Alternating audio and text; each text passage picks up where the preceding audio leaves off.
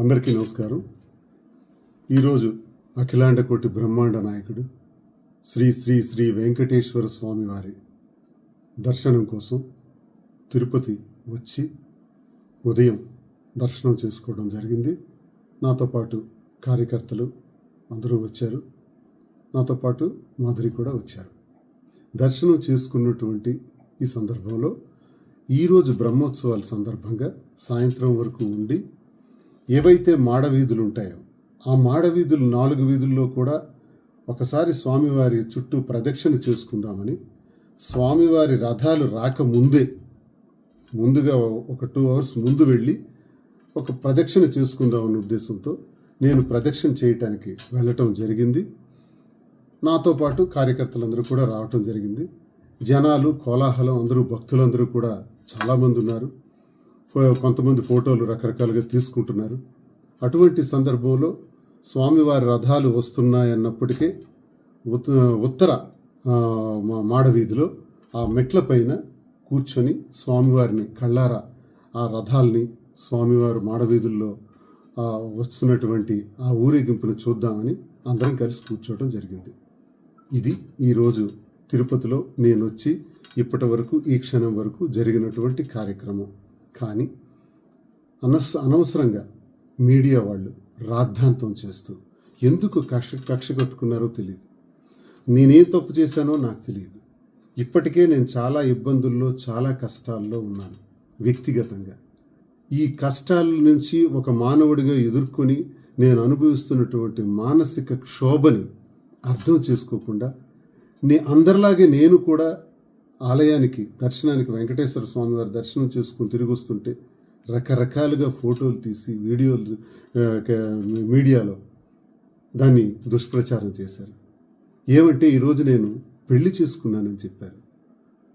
అంతేకాదు, సాయంత్రం బ్రహ్మోత్సవాలు జరుగుతున్నటువంటి ఆయా ప్రాంతాల్లో మేము మ్యారేజ్ ప్రీ వెడ్డింగ్ షూట్ అంట అది చేశామని ఎన్టీవీ పలు రకాల ఛానల్లో కూడా ప్రచారం చేస్తున్నారు.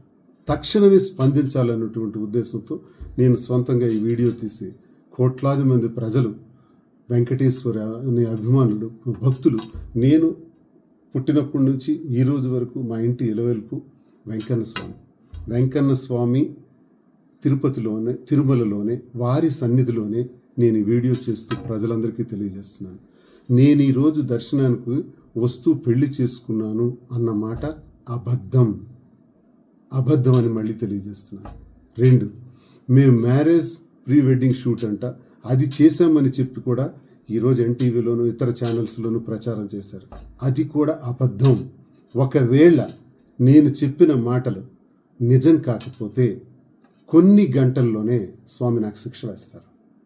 కొన్ని గంటల్లోనే, ఈ మాటలాడిన కొన్ని గంటల్లోనే నాకు స్వామి శిక్ష వేస్తారు. స్వామివారి సన్నిధిలోనే నా మనస్సాక్షిగా నేను తెలియజేస్తున్నాను. నేనే అపచారం చేయలేదు. నేనేమి మొదటిసారి కాదు, కొన్ని నంబర్ ఆఫ్ టైమ్స్ నేను తిరుపతి రావటం జరిగింది. నేను భక్తుడిగా నేను తెలియజేస్తున్నాను. నా మీద కావాలని కక్షతో కొన్ని ఛానల్స్ చేస్తున్నటువంటి దుష్ప్రచారాన్ని తీవ్రంగా ఖండిస్తున్నాను. ఈరోజు నా పైన చేస్తున్నటువంటి ఈ వార్త, నేను ఏదైతే వెడ్డింగ్ షూట్ చేశానని ఈ విషయాలు విన్నాక ఎవరికైనా నిజమా, ఇది ఎంత ఇటువంటి పని చేశారని ఎవరికైనా అనిపిస్తుంది. కానీ ఇది అబద్ధమని, భక్తులెవరు ఇది నమ్మొద్దని నేను మనస్ఫూర్తిగా, మనస్సాక్షిగా నేను తెలియజేస్తున్నాను. మేము ఈరోజు పెళ్లి చేసుకున్నామన్న మాట కూడా మరొక్కసారి చెప్తున్నాను, ఇది అబద్ధం అని చెప్తున్నాను. ఒకవేళ ఈ 2 నిజమైతే ఆ వెంకటేశ్వర స్వామి కొన్ని గంటల్లోనే నాకు తగిన శిక్ష వేస్తారని ఈ సందర్భంగా మళ్ళీ నేను చెప్తున్నాను. వెంకటేశ్వర స్వామి ఎదురుగుండానే, వారి సన్నిధిలోనే నేను ఈ మాట తెలియజేస్తున్నాను. ఈ 2 నేను చేయలేదు. చేయని ఈ పనులకి నా పైన ఎటువంటి అపచారాలు నెట్టి నన్ను మానసికంగా ఒత్తిడికి గురి చేసే విధంగా మీడియా ఛానల్స్ చేస్తున్నారు. న్యాయ పోరాటం చేయడానికి సిద్ధంగా ఉన్నాను. వాళ్ళ పైన అవసరమైతే కోర్టుకు వెళ్తాను. ఎన్టీవీ వాళ్ళు నా మీద చేసినటువంటి ప్రచారానికి దమ్ముంటే, వాళ్ళకి ధైర్యం ఉంటే నేను ఇక్కడే ఉంటాను. ఏ రకంగా మేము మ్యారేజ్ వెడ్డింగ్ షూట్ చేసాం, ఎక్కడో మిలియాపుట్టి టెక్కలి దగ్గరలో ఉన్నటువంటి ఒక దేవాలయంలో మాధురి తీసుకున్నటువంటి కొన్ని సన్నివేశాలు, అది గత 4-5 రోజులుగా అది ఇన్స్టాగ్రామ్లో గట్రా నడుస్తుంది. దాన్ని ఇప్పుడు యాడ్ చేసి ఒక గుడిలోనే జరిగినటువంటి ఎప్పుడో పాత ఫోటోలను తీసి ఇప్పుడు యాడ్ చేసి పాత ఫోటోలను కలిపి ఇది వెడ్డింగ్ షూట్ అని చెప్పడం మీకు ధర్మమా, మీకు న్యాయమా? అంటే ఒకవేళ నేను తప్పు చేస్తే తప్పకుండా శిక్ష అనుభవిస్తాను, నేను తప్పు చేయకపోతే ఎన్టీవీ వాళ్ళు తప్పకుండా శిక్ష అనుభవిస్తారు. ఎవరైతే ఇది ప్రచారం చేశారో, ఎవరెవరైతే ఇతర ఛానల్స్ చేస్తున్నారో వాళ్ళు కూడా తగిన శిక్ష అనుభవించక తప్పదు, ఆ స్వామివారి ఆగ్రహానికి గురికాక తప్పదని నేను తెలియజేస్తూ, ఎవరెవరైతే ఈ ప్రచారం చేస్తున్నారో వాళ్ళపైన న్యాయపరమైనటువంటి చర్యలు తీసుకోవడానికి నేను న్యాయస్థానాలకు కూడా వెళ్ళడానికి సిద్ధంగా ఉన్నానని తెలియజేస్తూ, మరి ప్రజలు దయచేసి భక్తులు ఎవరు ఇటువంటి దుష్ప్రచారాలు నమ్మొద్దని, ఇప్పటికే నేను చాలా ఇబ్బందుల్లో ఉన్నటువంటి నన్ను, నా వ్యక్తిగత జీవితాన్ని ప్రతిరోజు ఒక టీవీ సీరియల్లా లేనిపోని దుష్ప్రచారాలు చేసేందుకు నన్ను వాడుకోవద్దని దయచేసి అందరికీ నేను నమస్కారాలు చేస్తూ నేను కోరుకుంటున్నాను. ఇది మీ అందరికీ నా మాటల ద్వారా నా హృదయపూర్వకంగా తెలియజేస్తున్నాను.